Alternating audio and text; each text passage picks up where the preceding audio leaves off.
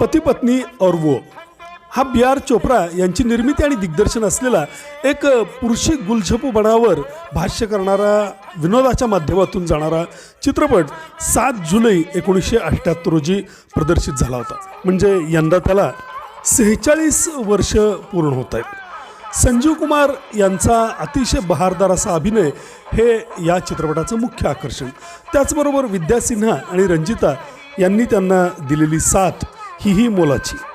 याचं संगीत रवींद्र जैन यांचं होतं आणि यातलं ठंडे ठंडे पानी से नहाना चाहिए, गाना आए या ना आए गाना चाहिए हे गाणं अतिशय लोकप्रिय झालेलं होतं.